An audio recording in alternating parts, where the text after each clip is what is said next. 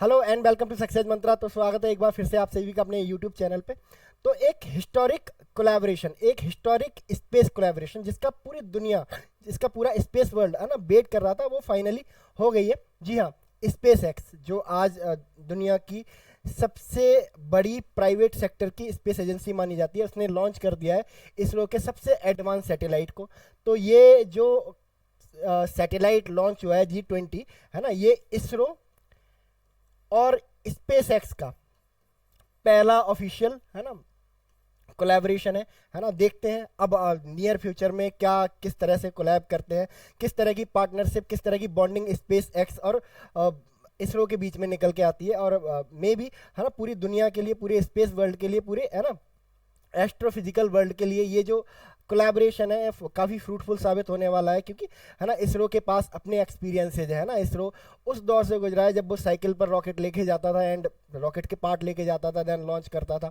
And space x, है ना, एक मॉडर्न टेक्नोलॉजी के साथ बना हुआ एक, है ना, स्पेस एजेंसी है। तो दोनों के अपने अपने एक्सपीरियंस है। एक के पास मॉडर्न एक्सपीरियंस है, मतलब एआई का एक्सपीरियंस है, और एक के पास एक लॉन्ग एक्सपीरियंस है ना, 1969 से लेके अब तक का, है ना, पॉवर्टी से लेके, है ना, प्रॉस्पर्टी तक का एक्सपीरियंस है। तो दोनों एक दूसरे के बहुत ज़्यादा काम आने वाले हैं, खास करके दुनिया के बहुत ज़्यादा काम आने वाले हैं। तो किस तरह का सैटेलाइट जो है लॉन्च किया गया है स्पेस एक्स के द्वारा, इसरो का।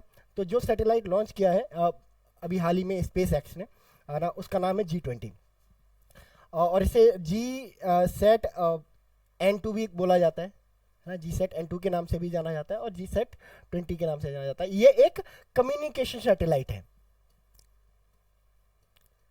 कम्युनिकेशन सैटेलाइट है, ठीक है, जिसका मेन जो एम एंड ऑब्जेक्टिव है वो है रिमोट एरिया में कम्युनिकेशन, जो, है ना, कम्युनिकेशन को बढ़ावा देना, है ना, D2H वगैरह वगैरह इन सबको बढ़ावा देना। इसके अलावा जो इन फ्लाइट, है ना, इन फ्लाइट इंटरनेट कनेक्शन, यानी कि, है ना, हवाई जहाज में हम जब जाते हैं इंटरनेट का यूज करते हैं, है ना, तो इन फ्लाइट, है ना, इंटरनेट कनेक्टिविटी को मजबूत करना, स्ट्रॉन्ग करना, फास्ट करना भी इसका मेन एम एंड ऑब्जेक्टिव है ना। इसको लॉन्च किया गया स्पेस एक्स के द्वारा, है ना। स्पेस एक्स का कौन सा रॉकेट इसमें इस्तेमाल किया गया?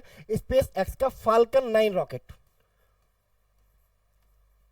फाल्कन 9 रॉकेट इसमें इस्तेमाल किया गया है। और इसको किया गया है लॉन्च केप कैनवरेल, है ना, जो फ्लोरिडा में है ना। एक यूएस स्पेस फोर्स का एक, ये एक लॉन्च पैड है जिसको रेंट पे लिया गया था स्पेस एक्स के द्वारा, है ना, टू लॉन्च द G-SAT-20 या फिर G-SAT-N2 ऑफ इंडिया, ठीक है। तो केप कन्वर्ल से इसको हाल ही में लॉन्च किया गया था, ठीक है। अगर बात करें G-SAT-20 के फीचर्स के बारे में, तो मैंने बता दिया, in flight internet connection provide करेगा, रिमोट एरिया में कम्युनिकेशन जो है उसको स्ट्रॉन्ग करने वाला है। और इसकी जो एज होने वाली है वो 14 ईयर्स, 14 साल के लिए इसको डिज़ाइन किया गया है ना। 14 साल तक ये अनइंटरप्टेडली काम करेगा। और ये पहला ऐसा सैटेलाइट है जो सिर्फ के बैंड पर काम करेगा,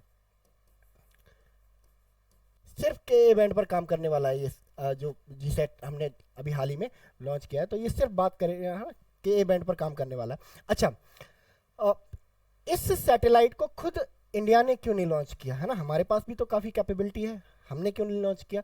और अगर हम लॉन्च करने में कैपेबल नहीं थे तो स्पेस एक्स से पहले हम किससे लॉन्च करवाते थे इसको, ठीक है। तो देखो, G-SAT-20 की अगर बात करें तो G-SAT-20 का जो वेट है वो काफ़ी ज़्यादा है, 4700 kg G-SAT-20 का जो है वेट है, ठीक है। और हमारे पास जो कैपेबिलिटी है, जो हमारी सबसे पावरफुल जो रॉकेट है LBM-3,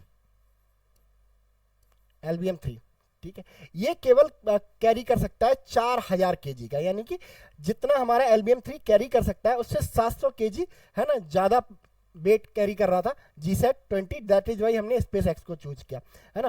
पहला कोलैबोरेशन है स्पेस एक्स के साथ। इससे पहले हम किसका इस्तेमाल करते थे? तो हम इससे पहले जिस स्पेस एजेंसी का सहारा लिया करते थे, 4000 किलोग्राम से ऊपर के सैटेलाइट को रॉकेट के थ्रू स्पेस में भेजने के लिए, तो वो फ्रेंच बेस्ड एजेंसी थी जिसका नाम था एरियन स्पेस, है ना, जो कोरू आइलैंड से जिसको फायर किया जाता था। तो इस बार हमने उसको क्या करा है ना, इग्नोर करते हुए हमने स्पेस एक्स का सहारा लिया है ना। तो देखते हैं नियर फ्यूचर ये कोलैबोरेशन कहाँ जाने वाली है ना। तो इस सेशन में हम लोग इतना ही रखते हैं। आपका क्या सोचना है इसके बारे में? इंडिया का जो इसरो है और स्पेस एक्स है, इसके कोलैबोरेशन के बारे में, तो आप हमें कमेंट सेक्शन में बता सकते हैं। तो इस सेशन में इतना ही रखते हैं, मिलते हैं नेक्स्ट वीडियो में, तब तक के लिए thank you so much and God bless you all.